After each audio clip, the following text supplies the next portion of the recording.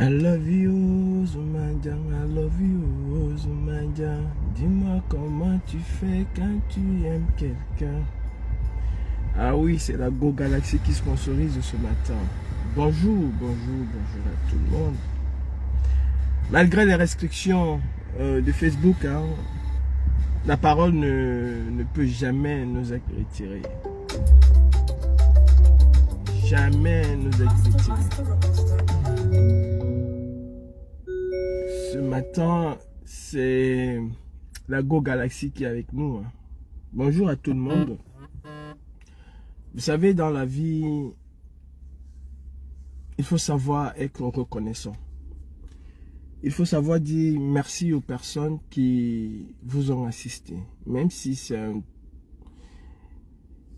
à toute petite échelle, il faut savoir dire merci. La reconnaissance et la gratitude est la seule chose qui permet à l'être humain d'aller toujours plus loin. Quand on est reconnaissant dans la vie, on a beaucoup de chances de réussir. Être reconnaissant vis-à-vis de quelqu'un ne veut pas dire qu'on doit être tout le temps en accord sur tous les sujets. Il y a des sujets où on peut ne pas être d'accord. Parce que nous sommes ainsi faits et les êtres humains, chacun a sa façon de réfléchir, sa façon de faire. Ce matin, je tiens à dire merci à certaines personnes. Je tiens à dire merci à un grand frère que j'ai connu dans cette lutte, un grand frère qui a toujours su être discret, dans l'ombre. C'est très difficile de voir cet aîné au devant de la scène, alors que c'est quelqu'un qui abat un travail extraordinaire. C'est quelqu'un qui a beaucoup plus pour habitude d'écrire, de faire des courriers. C'est quelqu'un qui est toujours prêt à tendre la main. Je vais vous raconter ma petite histoire avec cette personne, un pan, parce que des histoires nous en avons eu, et je vais raconter juste un pan. Je cherche à faire venir mes enfants, ce qui est un droit. Donc, les renseignements camerounais sont dessus, sont au courant. Et via leur messager sur Facebook, parce que le jour où je lance la procédure, à l'instant où je lance la procédure pour faire venir mes enfants, je dis bien à l'instant, il y a un post sur Facebook qui me dit, voilà ce que tu es en train de faire, nous sommes au courant, et voilà ce que nous allons faire. Et voilà de quoi nous allons t'accuser. Et comme par enchantement, d'abord le dossier il traîne, et on fait une mise en demeure, et finalement le dossier ressurgit, et à la fin c'est quasiment les mêmes, hein, sans toutefois le dire explicitement. Ce que les renseignements camerounais ont dit, c'est ce qui a été repris. Bref, je suis quelqu'un qui ne me laisse jamais marcher dessus. Je fais ce que j'ai à faire. J'attaque la décision en justice. Et je tiens encore à dire, certaines personnes sont dans la lutte pour se faire voir. Mais cette lutte est tellement grande, immense, que nous sommes une famille, une grande famille. Un jour, dans mes marches, je vais au tribunal d'Evry, je rencontre une jeune Camerounaise qui m'apostrophe et qui me dit « Ah, Calibri, écoute, ça va ?» Je dis « Oui, ça va. » On commence à parler de tout et de rien et tout. Et puis, elle me demande ce que je fais là. Je lui dis « Non, j'ai un truc. » Elle me dit « Écoute, je connais un bon avocat qui peut t'aider. » Je dis « Ok. » Elle me passe le numéro de l'avocat, elle appelle l'avocat, elle met la pression à l'avocat. C'est finalement l'avocat qui m'appelle. Je tiens encore à dire merci, je ne vais pas donner son nom, mais je tiens encore à dire merci à cette jeune sœur. C'est l'avocat qui m'appelle.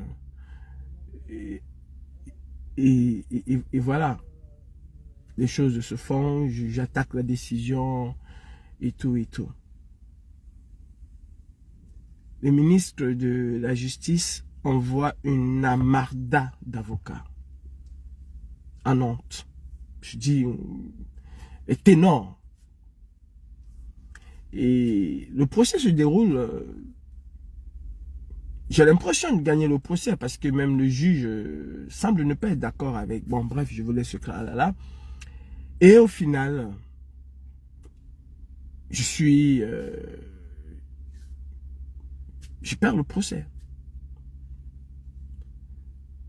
Je me morfonds tôt parce que je sais que c'était la seule façon de faire venir toute ma famille auprès de moi. Et j'ai mon grand frère Joël qui m'appelle comme il a souvent l'habitude de le faire, parce que c'est quelqu'un de très discret. Mais franchement, j'en ai vu très peu dans cette lutte. Des grands, mais qui savent s'effacer. Et qui, s'il a fait 6 mois, 3 mois, 2 mois, il n'a pas tes nouvelles, il t'appelle, il prend tes nouvelles. Je vais être honnête, il appelle même plus que moi, je ne l'appelle. Donc il m'appelle, il prend mes nouvelles et voilà, on parle de la famille et tout. Et puis je lui dis, voilà, j'ai telle chose. Il est dépassé. Il me demande de lui envoyer le compte rendu de l'audience. Je lui envoie. Et quelques instants après, il me rappelle avec sa femme. Elle est complètement en pleurs. J'ai jamais vu Fabienne pleurer. C'était la première fois que je voyais Fabienne pleurer parce que ce qu'elle disait lui faisait froid au dos. Et Fabienne ce jour a coulé les larmes. C'est encore moi qui étais en train de lui consoler que non, ça va aller, je tiens le coup. C'est une bataille de perdu, mais j'ai pas perdu la guerre et tout. Et Joël, sans me dire, met ses batteries en marche et me décroche l'un des cabinets les plus en vue de la place parisienne et peut-être même en France, ce cabinet à Ligny. Je suis contacté dans la foulée par les assistants et après même par lui-même. Je comprends pas. Je comprends pas. Et ça m'a vraiment marqué. Marqué que ce grand frère est parti chercher le top en matière de contestation et de justice pour que je puisse être accompagné, mais de la meilleure des façons. Et ce geste m'a marqué, cette affection. Voir cette femme se mettre en larmes pour moi, avoir mal au cœur. Je n'étais pas devant elle, mais je pouvais même imaginer, parce que je connais un peu Fabienne, je pouvais imaginer dans quel état elle était. Ça m'a sincèrement touché. Ce monsieur et sa femme ont tout fait. Joël Angot, Joël Didier Angot et sa femme Fabienne ont tout fait que je puisse avoir le meilleur accompagnement devant la justice française. Je ne vais pas rentrer dans tous les détails. Et depuis, je tiens à leur dire merci. Et pour moi, la meilleure façon de le dire, c'est pas en appelant, en disant oui, merci, voilà, ça a été fait. Mais c'est en leur rendant un témoignage, comme je suis en train de le faire là. Je ne pourrai jamais, mais jamais vous rembourser cela. On ne rembourse pas des bienfaits de la terre. Jamais on ne peut pas rembourser. Quelque chose que quelqu'un a fait, tu peux avoir besoin de 1000 francs ou de 100 francs CFA. Tu peux être millionnaire ou quoi que ce soit. Tu peux avoir besoin de 100 francs CFA. Le temps d'arriver à la banque et tout, ou bien d'aller chercher, ou bien tu vas payer quelque chose, ou tu peux pas, peut-être tu peux même mourir, et que quelqu'un te donne 100 francs en ce moment-là, faut pas dire qu'il m'a donné seulement 100 francs, c'est quoi? Je peux lui donner 10 000, non, non. Tu peux être dans la galère, mais la pire des galères, et quelqu'un te donne un morceau de pain. Ce morceau de pain-là, tu vas t'en souvenir toute ta vie. Et il faudra savoir dire merci à cette personne. Parce que ce morceau de pain-là, à cet instant T, tu avais peut-être des milliards à garder quelque part, mais à cet instant T-là, ce morceau de pain a été un véritable bouée de sauvetage pour toi. Et tu ne peux pas rembourser cela. C'est comme le lait maternel, l'affection maternelle, tu ne peux pas. Offre des villas à ta maman, mais tu ne peux pas, à tes parents, tu ne peux pas rembourser. Il y a des choses qui ne sont pas remboursables. Et ça fait partie de ces choses-là. Monsieur Joël Angot, grand frère, comme je t'appelle le plus souvent, reçois toute ma gratitude. Comme étant des hommes, il y a des sujets, surtout politiques, où quand on passe du temps à discuter, on n'est peut-être pas parfois d'accord sur un point ou sur un autre. Mais au-delà de ça, j'ai une énorme gratitude pour toi, ta femme, et pour toutes les personnes. J'ai su résister parce que j'ai eu autour de moi des personnes qui m'ont soutenu, des personnes qui ont été là, sur lesquelles je pouvais me reposer. Si je suis toujours debout et en un seul morceau, c'est parce que ces personnes-là étaient là. Les gens pensent souvent que c'est financier. Non. Quand on a des personnes vers qui on peut se tourner, on peut dire un mot, et des personnes qui peuvent te consoler, qui peuvent t'apporter une réponse. Quand tu touches le fond, imaginez-vous, vous avez un dossier béton, le juge semble aller de votre côté, les avocats de la partie adverse sont incapables d'expliquer un certain nombre de choses au juge. Tu comprends que tu gagnes le procès et à la fin, le juge est encore même plus sévère que tu dis, mais qu'est-ce que j'ai fait? Mais tu as des personnes qui te tendent la main, qui t'encouragent, qui te reboostent le moral et qui te disent, écoute, cette histoire, on va pas laisser tomber, ils n'ont pas le droit et tout, on va attaquer, on va faire ceci. Beaucoup de courage, qui sont avec toi, qui t'appellent chaque seconde, chaque instant. Fabienne me lâchait plus en fait. Pour elle, il fallait pas que je fasse quelque chose, que je fasse une bêtise, elle me lâchait plus. Et ça c'est des choses qui touchent profondément, qui marquent une personne à vie. Vraiment, si je me mets à énumérer des gens, je vais énumérer beaucoup de millions de Camerounais. Je tiens à dire merci à mes frères d'armes, ceux que les langues de vipères ont qualifié de wayo et que ce nom nous scié et nous va si bien. Je vous dis merci. Sans vous, je n'aurais jamais pu venir à bout. Si j'ai encore un chemin, j'ai encore des procès à venir. Aujourd'hui, j'arrive à gérer mes différents avocats. Aujourd'hui, j'arrive à les gérer. Mais je tiens à vous dire merci. Vous avez su me délester d'un certain poids. Et ça, je ne vais pas cracher dessus. Je ne peux pas cracher dessus. Et je ne vais jamais cracher dessus. Vous avez su me délester d'un certain poids. Vous avez participé à la facture des honoraires des avocats. Vous avez su participer. Et même les Camerounais, que ce soit à cause des ambassades. Ma vie aujourd'hui est rythmée par les tribunaux, les contestations et tout. Je dis les tribunaux autant pour moi. Par les tribunaux, les contestations et tout. Je suis au tribunal une fois par mois. Mais c'est la vie que j'ai choisie. Je savais où je m'engageais et je savais quelles étaient les conséquences. Et il faut en assumer.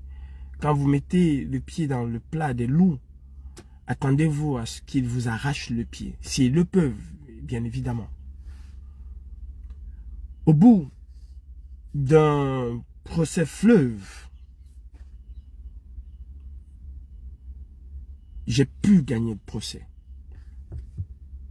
Et d'ailleurs, c'est l'occasion pour moi de dire, depuis que je suis en France, avant de m'engager dans ce combat, et après, je n'ai perdu aucun procès. Des personnes m'ont intenté des procès, et je n'ai perdu aucun procès. L'État du Cameroun m'a intenté des procès, et je n'ai perdu aucun procès. Je dis aucun. Oups. Oh là là. L'État du Cameroun m'a intenté des procès et je n'en ai perdu aucun. Parce que j'ai toujours su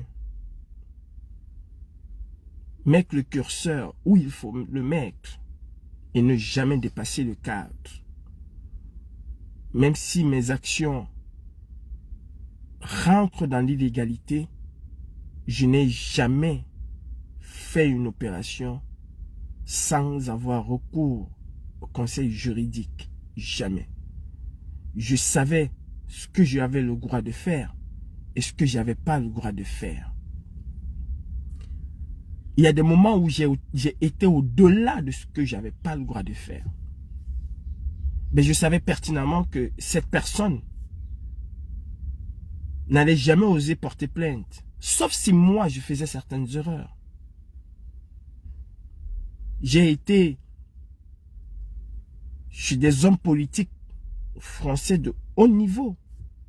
J'ai fait parfois des petits rangements. Ils savaient que je les enregistrais et je savais que j'étais filmé. Mais la chose qu'ils attendaient, c'était la diffusion sur les réseaux sociaux, ce que je me suis toujours refusé à faire parce que là, je me crucifiais. J'ai eu des procès que j'ai jamais perdus. Et c'est aussi parce que vous êtes là. Parce que vous avez toujours été là. D'une manière ou d'une autre. À l'instar de Joël Didier Angot et de sa femme Fabienne. Et pour moi, quoi demander encore à Dieu? Le bonheur, parfois il est éphémère le bonheur. L'amour. L'amour des personnes qui vous aiment, qui vous portent, malgré vos qualités, malgré vos défauts qui sont là. Des personnes qui le plus souvent ne sont pas toujours d'accord avec vous, mais ils vous aiment tel que vous êtes. Parce que pour eux, dans le fond, vous ne suivez que vos pensées. Mais vous n'êtes pas une personne méchante, mauvaise. Vous êtes juste ce que vous êtes. Et c'est aussi ça, le bonheur de l'amour. Vivre avec une personne, c'est l'accepter avec ses qualités, c'est l'accepter avec ses défauts. On ne change jamais les défauts de quelqu'un ou les qualités. On essaye de préserver les acquis. Il a des bonnes qualités, on essaye de les préserver. On essaye, avec, c'est un travail de longue haleine, on essaye d'améliorer ses défauts. Et il faut aussi savoir que soi-même, on a des défauts. Il ne faut pas seulement dire, je vis avec mon mec, il est méchant, il est ceci, il est hautain, il a toutes les mauvaises qualités, et moi, je n'ai que des bonnes. Non, on a tous des qualités et des défauts. Mais il faut déjà reconnaître ces défauts en soi, les accepter et vouloir les changer, vouloir les améliorer en qualité. L'homme que j'étais il y a 8 ans n'est pas l'homme que je suis aujourd'hui et il ne va certainement pas être l'homme que je serai dans 3 ans, dans 4 ans. Hier encore, quand j'avais des personnes avec lesquelles, ou bien quand j'avais des soucis, c'était très difficile pour moi de rentrer chez moi. Si ma mère Karine pouvait m'appeler parce que elle savait quand ça n'allait pas, elle pouvait m'appeler, passer des heures au téléphone avec moi juste pour m'amener à rire, à oublier un certain nombre. D'ailleurs, cette période-là, j'ai eu Max qui était au téléphone avec moi quasiment tous les jours. J'ai eu Karine qui était au téléphone avec moi quasiment tous les jours. J'ai eu Fabienne qui... J'ai eu même des personnes qui ne me connaissaient pas, ni Dada, ni Dev. Et rien que les avoir au téléphone, croyez-moi, la plus grande richesse de l'homme, c'est ça, c'est l'amour. C'est l'affection que les gens te donnent. Les gens peuvent te dénigrer, les gens peuvent dire ce qu'ils veulent. Mais quand tu reçois de l'affection, des personnes qui ne te connaissent ni d'Adam ni d'Ève, c'est quelque chose qui touche. Il y a encore même pas un mois, quelqu'un m'envoie un message avec beaucoup d'insistance et tout, et tout, et tout. Il est aux États-Unis. Il me dit, Calibri, écoute, j'écoute ce que les gens disent de toi. Je t'observe depuis et pour moi, il n'y a aucun doute. Je sais ce que tu es, je sais qui tu es. Je suis au courant de ce que tu traverses. Je ne pouvais pas t'aider parce que je venais d'arriver. Et qui insiste et me dit, écoute, je t'ai envoyé quelque chose. Laisse tomber. Je tiens à dire merci à monsieur Lavoisier.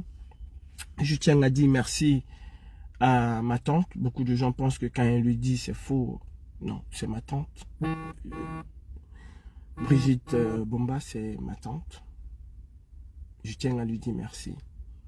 Qui pendant le carré m'a pensé que j'étais là et que je pouvais avoir un... Je tiens à dire merci à ma maman Paulette, aux États-Unis aussi. Brigitte Bomba, ma tante qui est aux États-Unis. À ma grande sœur du quartier, Makéa, qui vit aux États-Unis aussi. Tanti Auntie Bertha.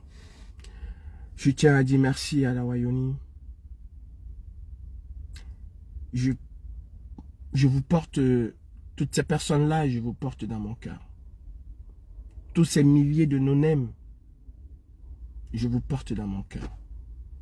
Maman Fabienne, je verbalise pas parfois, je parle parfois d'autres personnes, mais je mets pas un nom sur tout le monde. Mais sache que c'est pas la première fois que tu me montres cette marque d'affection que tu as pour moi. C'est pas la première fois. À chaque fois que tu as organisé un événement ou que tu as quelque chose à faire, tu m'appelles et c'est moi que tu veux placer devant, tu te places toujours derrière. Nous avons été avec des Cambodgiens, avec des Chinois, avec des personnes du Ouïghour, avec des Asiatiques. C'est toujours moi que tu as placé devant et moi ça me gênait même parce que je dis mais comment elle fait ces choses et j'étais obligé de te dire écoute tu vas crêter avec fils du planteur pas avec moi. Et, en tout cas je te dis merci, que le Seigneur vous accorde de longue vie à tous, que le Seigneur continue de vous accorder sa grâce. Moi la seule chose que je peux faire c'est rester tel que je suis dans ce combat qui nous a unis, rester tel que je suis, ne jamais changer, ne jamais fléchir, ne jamais baisser les bras, quel que soit. Et j'invite tout le monde, ne baissez jamais les bras, quelle que soit la répression physique ou administrative. Elle est même encore beaucoup plus dévastatrice qu'une répression physique. Ça, je peux vous garantir. Mais ne baissez jamais les bras. Les hommes politiques, les ministres peuvent interférer d'une manière ou d'une autre dans une affaire. Mais croyez-moi, allez au bout. C'est coûteux, c'est énergivore, ça détruit, ça prend le temps. Mais la justice dans ce pays finit par vous donner raison quand vous avez raison. J'ai perdu ma nationalité à cause de ce combat. Mais je n'ai jamais baissé les bras. Hier, on ne reconnaissait pas que mon père était français. Aujourd'hui, on reconnaît que mon père est français, mais on est allé chercher un autre petit problème. Et vous savez, depuis quand je mène ce combat, ça fait plus d'une décennie. J'ai jamais baissé les bras. J'ai gagné. Et j'ai toujours démonté les arguments. Toujours démonter les arguments. À chaque fois qu'on m'a cloué par rapport à un problème, j'ai apporté la preuve matérielle et irréfutable que ce que vous dites est faux. Aujourd'hui, c'est sur un autre un tout petit truc que le juge s'est accroché. Je sais que c'est une répression administrative. Déjà, si on interdit à Nantes de délivrer la copie intégrale de la naissance de mon père, vous comprenez, et on dit qu'il y a une décision du ministre qui a demandé qu'on qu'on ne délivre plus. Bon, il faut attendre, je l'aurai, cette nationalité, c'est elle qui m'a fait sortir du Cameroun, et je l'aurai, j'ai jamais baissé les bras. Par rapport à mes enfants, au bout d'un long processus, j'ai pu gagner mon procès. Je tiens à dire merci à moi. Je tiens à dire merci à mes conseils, à mon avocat principal. Je lui ai déjà exprimé ce que j'avais à l'exprimer. Il n'a pas fait que son travail, il est allé au-delà de son travail. Et c'est aussi ça la chance. J'ai toujours des gens autour de moi qui vont au-delà de ce qu'ils peuvent faire, qui ne me considèrent plus comme parfois un client, mais comme une personne entière de leur famille, comme faisant partie de leur famille. Restez tel que vous êtes.